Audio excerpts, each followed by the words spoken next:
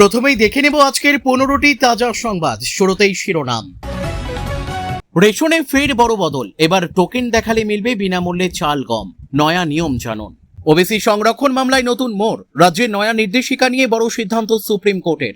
ISF ছেড়ে ফের তৃণমূল, এবার ঋত শিবিরে আরাবুল, বিধানসভায় যা হলো। অন্নপূর্ণা যোজনায় নতুন আবেদন এখনই নয়, কবে খুলবে পোর্টাল, জানুন পুরো আপডেট। তৃণমূলের টার্গেটে বিজেপি নেতা, বাড়িতে বোমাবাজি, রেখে গেল সাদা থান, হুমকির চিঠি। পেটে ব্যথা নিয়ে ডাক্তারের চেম্বারে, ভুল ইঞ্জেকশনে মৃত্যু বালকের, মৃতদেহ রাস্তায় রেখে বিক্ষোভ। তৃণমূলের বিদায়ে আশার আলো লাল ঝান্ডার, পার্টির শক্তি বৃদ্ধিতে নয়া কৌশল সিপিএম এর। মহুয়ার বিরুদ্ধে গ্রেপ্তারি পরোয়ানা, বড় নির্দেশ হাইকোর্টের, পরবর্তী নির্দেশ না হওয়া পর্যন্ত। সরকারি শিক্ষকদের টিউশন বন্ধে বড় পদক্ষেপ, রাজ্যকে কড়া নির্দেশ হাইকোর্টের। ফুটপাতে দুধ গরম কাণ্ডে পরিবারের পাশে মমতা, বাড়িতে রাখছেন না কেন, তোপ শুভেন্দুর। স্কুলের 20 লক্ষ টাকা তছরূপ প্রধান শিক্ষকের, মাথায় গোবর ডিম ঢেলে শাস্তি অভিভাবকদের। বারুইপুরে খুন বিজেপি কর্মী, নাম চড়ালো দলেরই নেতার। ফুটপাতে দুধ গরম কাণ্ডে মর্মাহত, অসহায় পরিবারের দায়িত্ব নিতে চান মমতা। অযথা চিনি মজুত নয়, কেন্দ্রের নির্দেশিকার পর অ্যাকশনে নবান্ন। মেয়র রোডে টিএমসিপির প্রতিষ্ঠা দিবস পালনের দাবি, হাইকোর্টে কালীঘাট ও ঋতব্রত তৃণমূল। সরকারি পোর্টালে বিস্ফোরণ, অন্নপূর্ণা যোজনা নিয়ে প্রথম দুদিনেই 3.5 লক্ষেরও বেশি অভিযোগ। হদিশ নেই হাজার হাজার কুইন্টাল রেশন ধানের। ক্যাগ রিপোর্টে বিস্ফোরক তথ্য। বকেয়া ডিএর হিসেবে বড় গরমিল, ফের হাজার হাজার টাকা ঢুকতে শুরু করলো অ্যাকাউন্টে। যোগ্য অযোগ্য বিজেপি ঠিক করবে, অন্নপূর্ণা যোজনা নিয়ে এবার বড় প্রশ্ন তুললেন মমতা। প্রিয় দর্শক, এবার একে একে দেখে নিন আজকের প্রতিটি গুরুত্বপূর্ণ খবরের বিস্তারিত প্রতিবেদন। রেশনে কারচুপি রুখতে বদ্ধপরিকর পশ্চিমবঙ্গ সরকার, সেই কারণে সাম্প্রতিক অতীতে রেশনের নিয়মে বেশ কিছু বদল আনা হয়েছে। এবার শোনা যাচ্ছে শীঘ্রই রেশন বল্টনের নিয়মে আরও একটি পরিবর্তন আসতে চলেছে। রাজ্যের একাধিক শহরে চালু হতে চলেছে ডিজিটাল কারেন্সি বন্ড। এরপর থেকে রেশন দোকানে টোকেন দেখিয়ে বিনামূল্যে চালগম নিতে হবে। রেশনে আসছে নতুন নিয়ম। অগাস্টের শুরুতেই কেন্দ্রীয় খাদ্য দপ্তরের মুখ্য সচিব রাজ্যে এসেছিলেন। শীঘ্রই বাংলায় স্মার্ট রেশন কার্ড চালু হতে চলেছে। তবে তার আগে বেশ কিছু শহরে চালু হচ্ছে ডিজিটাল কারেন্সি মোড। এরপর থেকে এই পদ্ধতিতেই রেশন পাওয়া যাবে। কেন্দ্রের নির্দেশ অনুসারে রাজ্যের শহর প্রধান 2 জেলায় ডিজিটাল কারেন্সির মাধ্যমে রেশন বল্টনের পাইলট প্রজেক্ট শুরু হবে। প্রধানমন্ত্রী গরিব কল্যাণ অন্ন যোজনার গ্রাহকদের অত্যাধুনিক এই পদ্ধতিতে রেশন সামগ্রী দেওয়া হবে। জানা গিয়েছে, ডিজিটাল কারেন্সি মোড চালু হলে ই পাস যন্ত্রের মাধ্যমে আর রেশন দেওয়া হবে না। এই পদ্ধতিতে গ্রাহকের মোবাইলে একটি টোকেন আসবে, সেটি রেশন দোকানে দেখালে তা স্ক্যান করা হবে। এরপর সংশ্লিষ্ট গ্রাহক বিনামূল্যে চালগম পাবেন। কেন্দ্রের তরফে জানানো হয়েছে, ই পস মেশিনের ব্যবহার বন্ধ হলে বছরে সরকারের 579 কোটি টাকা বাঁচবে। পাশাপাশি ডিজিটাল কারেন্সি মোডে রেশন পেতে হলে কি করতে হবে সেই বিষয়েও ধারণা পাওয়া গিয়েছে। জানা গিয়েছে, এর জন্য গ্রাহককে প্রথমে আধার কার্ডের নম্বর ও আধার সংযুক্ত মোবাইল নম্বর আধার কর্তৃপক্ষের কাছে পাঠাতে হবে। সেখান থেকে অনুমোদন এলে এই প্রক্রিয়ায় নথিভুক্ত হওয়া যাবে। তবে এই প্রক্রিয়ার জন্য অবশ্যই স্মার্টফোন থাকতে হবে, কারণ সেখানেই টোকেন আসবে। রেশন ব্যবস্থাকে আরো স্বচ্ছ ও দুর্নীতিমুক্ত করে তুলতে কোনো খামতি রাখতে চাইছে না কেন্দ্রীয় সরকার ও রাজ্য সরকার। এই লক্ষ্যে সাম্প্রতিক অতীতে রেশনের বেশ কিছু নিয়মে বদল আনা হয়েছে। এবার সেই তালিকায় আরও একটি সংযোজন হলো। ওবিসি সংরক্ষণ নিয়ে পশ্চিমবঙ্গে তৈরি হওয়া জটিলতা এবার একসঙ্গে মেটানোর পথে সুপ্রিম কোর্ট। রাজ্যের নতুন সংরক্ষণ কাঠামোকে চ্যালেঞ্জ করে বিভিন্ন পক্ষের দায়ের করা মামলাগুলি আলাদা আলাদাভাবে না শুনে একত্রে শুনবে বলে জানিয়েছে। সোমবার প্রধান বিচারপতির বেঞ্চে বিষয়টি উত্থাপিত হওয়ার পরই আদালতের তরফে এই সিদ্ধান্তের কথা জানানো হয়। ওবিসি সংরক্ষণ নিয়ে সুপ্রিম কোর্ট রাজ্য সরকার ইতিমধ্যেই কলকাতা হাইকোর্টের ওবিসি সংরক্ষণ সংক্রান্ত রায়কে চ্যালেঞ্জ করে সুপ্রিম কোর্টে দায়ের করা নিজেদের মামলা প্রত্যাহার করে নিয়েছে। সেই সময় মামলা খারিজ করার সময় জানিয়েছিল, মামলা প্রত্যাহারের কারণে কোনো ব্যক্তি নিজের অধিকার ক্ষুণ্ণ হচ্ছে বলে মনে করলে তিনি চাইলে পৃথকভাবে সুপ্রিম কোর্টের দ্বারস্থ হতে পারেন। রাজ্য সরে দাঁড়ালেও বিষয়টি নিয়ে আইনি লড়াই থেমে যায়নি। বিভিন্ন পক্ষের দায়ের করা মামলা এখনো রয়েছে। সেই মামলাগুলি এবার একসঙ্গে শুনবে সুপ্রিম কোর্ট। সলিসিটর জেনারেল তুষার মেহতা জানান, সুপ্রিম কোর্ট থেকে রাজ্য নিজের মামলা প্রত্যাহার করার পর ওবিসি সংরক্ষণের হার আগের অবস্থায় ফিরিয়ে আনা হয়েছে। উল্লেখ্য, এর আগে 14 জুলাইয়ের শুনানিতে রাজ্যের তরফে আদালতকে জানানো হয়েছিল, মন্ত্রিসভার সিদ্ধান্ত অনুযায়ী সুপ্রিম কোর্টে চলা আবেদনটি প্রত্যাহার করতে চায় রাজ্য। প্রধান বিচারপতির বেঞ্চ রাজ্যের আবেদন মেনে মামলা প্রত্যাহারের অনুমতি দেয়। প্রসঙ্গত, কলকাতা হাইকোর্টের রায়ের পর রাজ্য সরকার ওবিসি সংরক্ষণের ক্ষেত্রে নতুন করে বিধানসভায় 2টি বিল পাশ করিয়েছে। সরকারের বক্তব্য, হাইকোর্টের নির্দেশ মেনেই আগের সংরক্ষণ কাঠামো ফিরিয়ে আনার জন্য এই পদক্ষেপ। নতুন ব্যবস্থায় 2010 সালের আগের সমীক্ষার ভিত্তিতে ওবিসি হিসেবে স্বীকৃত ছেষট্টিটি সম্প্রদায়কে তালিকায় রাখা হয়েছে। অন্যদিকে ৭৭টি সম্প্রদায় ওবিসি তালিকা থেকে বাদ পড়েছে। এর আগে কলকাতা হাইকোর্ট বাম সরকারের শেষ পর্ব থেকে তৃণমূল সরকারের শুরুর সময় পর্যন্ত ৭৭টি সম্প্রদায়কে ওবিসি তালিকায় অন্তর্ভুক্ত করার সিদ্ধান্ত বাতিল করে দিয়েছিল। সেই রায়ের বিরুদ্ধেই পরবর্তী সময়ে সুপ্রিম কোর্টে যায় তৎকালীন মমতা বন্দ্যোপাধ্যায়ের সরকার। পূর্বতন সরকার প্রায় 2 বছর ধরে ওই রায়ের উপর স্থগিতাদেশ চায় রাজ্যে সরকার পরিবর্তনের পর নতুন বিজেপি সরকার সুপ্রিম কোর্টে দায়ের করা রাজ্যের মামলা প্রত্যাহার করা হয়। পরবর্তীতে ওবিসি সংরক্ষণ মামলা শোনার পর কি রায় দেয় সুপ্রিম কোর্ট, সেদিকেই নজর থাকবে। রাজ্যে বর্তমানে হট টপিক অন্নপূর্ণা যোজনা। কে টাকা পেয়েছে আর কে টাকা পায়নি তা নিয়ে ইতিমধ্যেই রাজ্য জুড়ে হইচই শুরু হয়েছে। সূত্রের খবর, ইতিমধ্যেই প্রায় 1,45,00,000 মহিলা এই প্রকল্পের আওতায় এসেছেন। তাদের প্রত্যেককে প্রতি মাসে 3,000 টাকা করে দেওয়া হচ্ছে। তবে এখনো অনেকেই আবেদন করতে পারেননি। এবার তাদের জন্য নতুন করে আবেদন নেওয়ার কথা জানিয়েছে রাজ্য সরকার। জানা যাচ্ছে আগামী 30শে সেপ্টেম্বর থেকে শুরু হবে নতুন আবেদনের সুযোগ। অন্নপূর্ণা যোজনায় কিভাবে নতুন করে আবেদন করবেন? নতুন করে আবেদন চালু হলে socialregistry.wb.gov.in পোর্টালের মাধ্যমে আবেদন করতে হবে।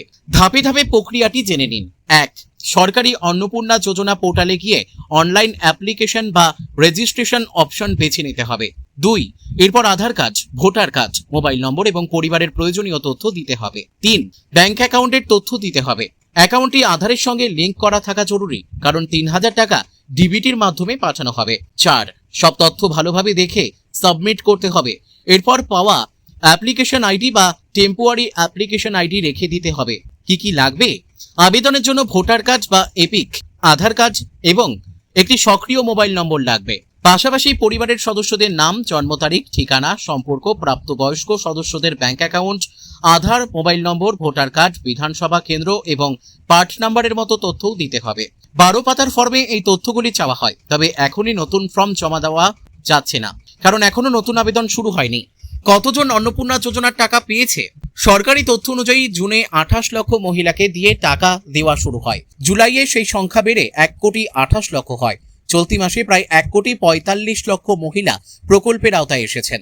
মোট আবেদনকারীর মধ্যে প্রায় 17 লক্ষ আবেদন বাতিল হয়েছে এবং আরও 14 লক্ষ আবেদন যাচাইয়ের মধ্যে রয়েছে। তবে বাতিল হওয়া আবেদনকারীদের মধ্যে যোগ্যদের সুযোগ দিতে ক্লেম অ্যান্ড অবজেকশন পোর্টাল চালু করা হয়েছে। যোগ্য কেউ বাদ পড়েছেন কিনা তা দেখতে মহিলা মোর্চার কর্মীদের বাড়ি বাড়ি গিয়ে তথ্য যাচাইয়ের নির্দেশও দেওয়া হয়েছে। উল্লেখ্য, 11 জুলাই থেকে 31শে জুলাইয়ের মধ্যে জমা পড়া আবেদনগুলির যাচাই 30শে সেপ্টেম্বর পর্যন্ত চলবে। যাচাইয়ে যোগ্য হলে তবেই প্রকল্পের সুবিধা মিলবে। লক্ষ্মীর ভান্ডার থেকে বঞ্চিত মহিলারাও অন্নপূর্ণা যোজনায় 3,000 টাকা পাবেন বলে জানিয়েছেন মুখ্যমন্ত্রী শুভেন্দু অধিকারী। অন্নপূর্ণা যোজনার নামে ভুয়ো লিঙ্ক ছড়ানোর অভিযোগ রয়েছে, তাই আবেদন করার সময় শুধুমাত্র সরকারি পোর্টাল ব্যবহার করুন। অচেনা লিঙ্কে গিয়ে আধার, ব্যাংকের তথ্য বা ওটিপি দেবেন না। 26-এর বিধানসভা ভোটের আগে তৃণমূল ছেড়ে আইএসএফ এ যোগ দিয়েছিলেন আরাবুল ইসলাম। ভোটের ফল প্রকাশের কয়েক মাসের মধ্যেই সেই দল ছেড়েছেন ভাঙড়ের তাজা নেতা। এরপর তার রাজনৈতিক ভবিষ্যৎ কি হবে এই নিয়ে বিস্তর কল্পনা চলছিল। অবশেষে সোমবার সেই জল্পনার মোটামুটি অবসান ঘটল। আইএসএফ ছেড়ে হৃত শিবিরে আরাবুল আইএসএফ ছাড়ার পর রাজনৈতিক মহলের একাংশ অনুমান করছিলেন তিনি হয়তো ফের তৃণমূলেই ফিরবেন। তবে মমতা বন্দ্যোপাধ্যায় পন্থী কালীঘাট তৃণমূল নাকি ঋতব্রত বন্দ্যোপাধ্যায়ের নতুন তৃণমূল, কোন শিবিরে যোগ দেবেন সেই নিয়ে সংশয় ছিল। তবে আজকের পর মোটামুটি সবটা পরিষ্কার হয়ে গেল। এদিন রাজ্য বিধানসভায় বিরোধী দলনেতা ঋতব্রত বন্দ্যোপাধ্যায়ের ঘরে দেখা যায় আরাবুলকে। এরপরেই মোটামুটি পরিষ্কার হয়ে যায় ভাঙড়ের তাজা নেতার অবস্থান। এদিকে বিধানসভা ভোটের আগে আইএসএফ যোগদানের সময় তৃণমূলের বিরুদ্ধে একরাশ ক্ষোভ উগরে দিয়েছিলেন আরাবুল। তিনি দাবি করেন তৃণমূলের জন্য প্রাণপাত করলেও সেই দল তাকে বারংবার অপমান করেছে। সেই ক্ষোভ থেকেই দল ছাড়ার সিদ্ধান্ত। তবে নতুন দলের নাম লেখানোর কয়েক মাসের মধ্যেই সেই দলও ছেড়ে দেন তিনি।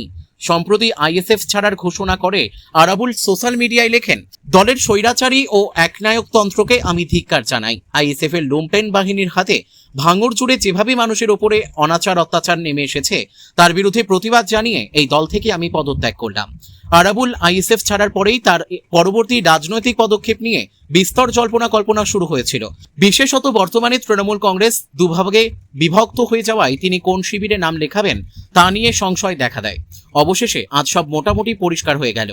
তৃণমূল আমলের লক্ষ্মীর ভাণ্ডারের জায়গায় অন্নপূর্ণা যোজনা চালু করেছে বিজেপি সরকার। নতুন প্রকল্প শুরু হয়েছে প্রায় 3 মাস হয়ে গেলেও বহু যোগ্য মহিলা 3,000 টাকা করে পাননি বলে অভিযোগ। এই নিয়ে রাজ্যের নানা প্রান্তে বিক্ষোভ শুরু হয়েছে। এই আবহে সরব হলেন রাজ্যের প্রাক্তন মুখ্যমন্ত্রী মমতা বন্দ্যোপাধ্যায়। তার প্রশ্ন, যোগ্য অযোগ্য বিজেপি ঠিক করবে? অন্নপূর্ণা যোজনা নিয়ে বিস্ফোরক মমতা। সোমবার বিকেলে ফেসবুক লাইভে এসেছিলেন কালীঘাট তৃণমূল সুপ্রিমো। সেখানে বেশ কিছু ইস্যু নিয়ে বক্তব্য রাখেন তিনি।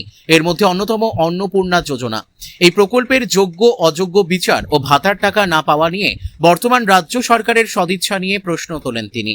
মমতার দাবি, বিধানসভা ভোটের আগে অবধি রাজ্যের যত পরিমাণ মহিলা লক্ষ্মীর ভাণ্ডার পেতেন তাদের মধ্যে প্রায় 75% মহিলার ভাতা বর্তমানে হয় বন্ধ হয়ে গিয়েছে, না হলে আটকে রাখা হয়েছে। সুনির্দিষ্ট পরিসংখ্যান একেবারে পরিষ্কার না হলেও অধিকাংশ মহিলাই প্রতিশ্রুতি অনুযায়ী আর্থিক সাহায্য থেকে বঞ্চিত হচ্ছেন। এই বিষয়ে কোনো রকম সন্দেহ নেই বলে দাবি করেন তিনি। প্রাক্তন মুখ্যমন্ত্রীর অভিযোগ, বিধানসভা ভোটের আগে যেসব প্রতিশ্রুতি দিয়ে বিজেপি ক্ষমতায় এসেছিল বর্তমানে সেগুলির উল্টো পথে হাঁটছে। তার দাবি, রাজ্যের শাসক দল বর্তমানে বিরোধী রাজনৈতিক দলের কর্মীদের বিরুদ্ধে মামলা করতে ব্যস্ত। রাজনৈতিক প্রতিহিংসা মেটানোর চক্করে বাংলার সাধারণ মহিলারা অন্নপূর্ণা যোজনার টাকা পাচ্ছেন কিনা সেদিকে নজর দেওয়ার সময় সরকারের নেই বলে অভিযোগ করেন কালীঘাট তৃণমূল নেত্রী। মমতা বলেন, নির্বাচনী প্রচারের সময় অন্নপূর্ণা যোজনা নিয়ে বড় বড় প্রতিশ্রুতি দেওয়া হয়েছিল। সেই সময় কোনো কঠিন শর্তের কথা বলা হয়নি, তবে সুবিধা দেওয়ার সময় জটিল ফর্ম ফিল আপ ও বিভিন্ন রকম শর্ত চাপানো হচ্ছে। অন্নপূর্ণা যোজনার টাকা পাওয়ার ক্ষেত্রে কে যোগ্য আর কে অযোগ্য সেটা ঠিক করার অধিকার বিজেপির নেই বলে দাবি করেন তিনি। মমতা বন্দ্যোপাধ্যায় মুখ্যমন্ত্রী থাকাকালীন রাজ্যের মহিলাদের জন্য লক্ষ্মীর ভাণ্ডার প্রকল্প চালু করেছিলেন। বিজেপি ক্ষমতায় আসার পর সেই প্রকল্পের জায়গায় অন্নপূর্ণা যোজনা চালু হয়েছে। তবে সাম্প্রতিক অতীতে এই প্রকল্প নিয়ে বেশ কিছু বিতর্ক দানা বেঁধেছে। এবার এই নিয়ে সুর চড়ালেন রাজ্যের প্রাক্তন মুখ্যমন্ত্রী। বীরভূমের নানুরের বিজেপি নেতার বাড়িতে বোমাবাজির অভিযোগ উঠল তৃণমূলের বিরুদ্ধে। আগুন লাগিয়ে দেওয়া হয় সংলগ্ন পার্টি অফিসেও। বিজেপি নেতার বাড়ির সামনে সাদা থান, হুমকির চিঠি, মালা ও ধূপকাঠিও রেখে যাওয়া হয় বলে অভিযোগ। ঘটনাস্থল থেকে একটি তাজা বোমা উদ্ধার করেছে পুলিশ। রবিবার গভীর রাতে নানুরের তিলুটি গ্রামে ঘটনাটি ঘটে। এই ঘটনায় এলাকায় ব্যাপক চাঞ্চল্য ছড়িয়ে পড়েছে। বোমাবাজির ঘটনায় জখম হয়েছেন একজন। রবিবার রাত 2টো নাগাদ তিলুটি গ্রামের নানুর 1 নম্বর মণ্ডলের জেনারেল সেক্রেটারি রসময় দাসের বাড়ি লক্ষ্য করে বোমাবাজি করা হয়। পাশাপাশি বিজেপির পার্টি অফিসেও আগুন ধরিয়ে দেওয়া হয়। রসময় দাসের বাড়ির সামনে সাদা থান, মালা ও একটি হুমকির চিঠি রেখে যাওয়া হয় বলেও অভিযোগ। অভিযোগের আঙুল উঠেছে তৃণমূলের দিকে। বিজেপি নেতা রসময় দাসের অভিযোগ, গ্রামে পানীয় জলের সমস্যা আছে, সেই কারণে গ্রামের বাসিন্দাদের কাছ থেকে চাঁদা তুলে সাবমার্সিবলের বিদ্যুতের বিল মেটানো হতো। ওই টাকা তৃণমূলের কয়েকজন নেতৃত্বের হাতে ছিল। তাদের বলা হয়েছিল তারা যেন বিদ্যুতের বিল মিটিয়ে দেন। এই নিয়ে বিজেপি সমর্থক কয়েকটি পরিবারের সঙ্গে তৃণমূল নেতাদের অশান্তি হয়। এরপরেই গভীর রাতে রসময় দাসের বাড়ি লক্ষ্য করে বোমাবাজির ঘটনা ঘটে। ঘটনাস্থলে পড়ে থাকা একটি বোমা বিস্ফোরণে একজন জেলে জখম হয়েছেন। জানা গেছে ভোররাতে গাড়ি নিয়ে পুকুরে মাছ ধরতে যাচ্ছিলেন তিনি। সেই সময় গাড়ি ঘোরাতে গিয়ে একটি বোমা গাড়ির চাকায় লেগে বিস্ফোরণ ঘটে। বিস্ফোরণে গাড়ির টায়ার ফেটে যায় এবং ওই ব্যক্তি জখম হন। খবর পেয়ে নানুর থানার পুলিশ ঘটনাস্থলে পৌঁছে পরিস্থিতি খতিয়ে দেখছে। ঘটনার তদন্ত শুরু করেছে পুলিশ। প্রবল পেটে ব্যথার জন্য বালককে নিয়ে ডাক্তারের চেম্বারে গিয়েছিল পরিবারের লোকজন। সেখানে ব্যথা কমানোর জন্য পরপর 2টি ইনজেকশন দেওয়া হয়। তার কিছু সময়ের মধ্যেই নিথর হয়ে যায় ওই বালকের দেহ। অভিযোগ, ভুল ইনজেকশনে মৃত্যু বালকের। প্রবল উত্তেজনা ছড়ায় এলাকায়। মৃতদেহ রাস্তায় রেখে বিক্ষোভও দেখানো হয়। চাঞ্চল্যকর ঘটনাটি ঘটেছে বীরভূমের রামপুরহাটে। পুলিশ ঘটনার তদন্ত শুরু করেছে। পরিবার সূত্রে জানা গিয়েছে, রামপুরহাট থানার বেলে নারায়ণপুর গ্রামের বাসিন্দা বুদ্ধদেব মালের 11 বছরের ছেলের পেটে প্রবল ব্যথা হচ্ছিল। চিকিৎসার জন্য রামপুরহাটের চিকিৎসক অরিন্দম চট্টোপাধ্যায়ের কাছে নিয়ে যায় পরিবারের লোকজন।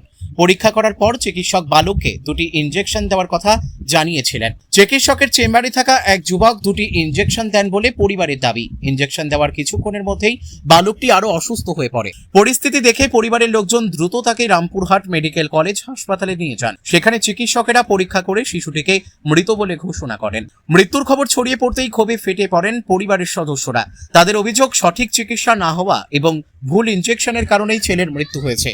এরপর শিশুটির মৃতদেহ নিয়ে চিকিৎসকের চেম্বারের সামনে পৌঁছান পরিবারের লোকজন। সেখানে মৃতদেহ রেখে দীর্ঘক্ষণ বিক্ষোভ দেখানো হয়। পরিবারের আরো অভিযোগ, চেম্বারের সামনে শিশুর মৃতদেহ রাখা থাকলেও অভিযুক্ত চিকিৎসক রোগী দেখা বন্ধ করেননি। এই ঘটনায় ক্ষোভ আরো বাড়ে বলে দাবি বিক্ষোভকারীদের। ঘটনার খবর পেয়ে রামপুরহাট থানার পুলিশ ঘটনাস্থলে পৌঁছে পরিস্থিতি সামাল দেয়। পরে পুলিশ মৃতদেহটি উদ্ধার করে ময়না তদন্তের জন্য রামপুরহাট মেডিকেল কলেজ হাসপাতালে পাঠানো হয়।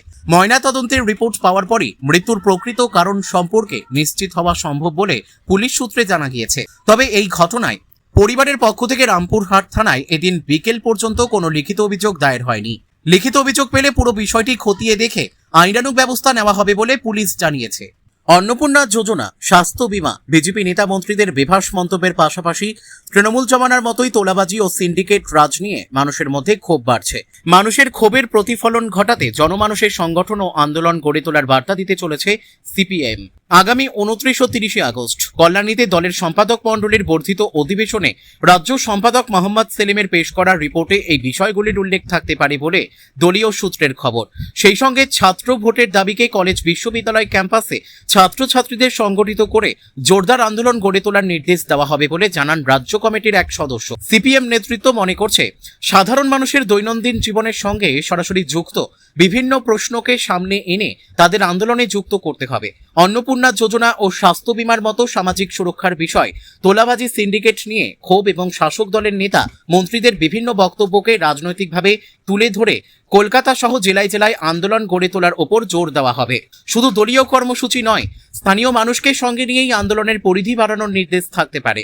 একই সঙ্গে ছাত্র সংসদ নির্বাচন নিয়েও রাজ্য সরকারের ওপর চাপ বাড়ানোর কৌশল নেওয়া হচ্ছে।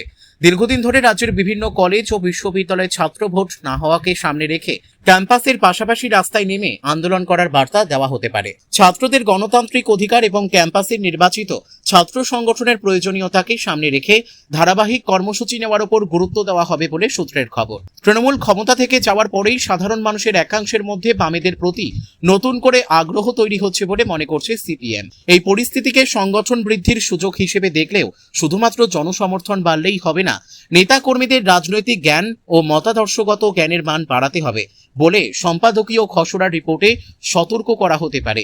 এই লক্ষ্যেই পার্টি ক্লাস পুরোদমে চালু করার উপর জোর দেওয়ার কথা রয়েছে। বিভিন্ন শাখা সংগঠনে সদস্য সংখ্যা বাড়ছে বলে দাবি দলীয় নেতৃত্বের। তবে সদস্য বাড়ানোর ক্ষেত্রে সতর্ক থাকার বার্তাও দেওয়া হতে পারে।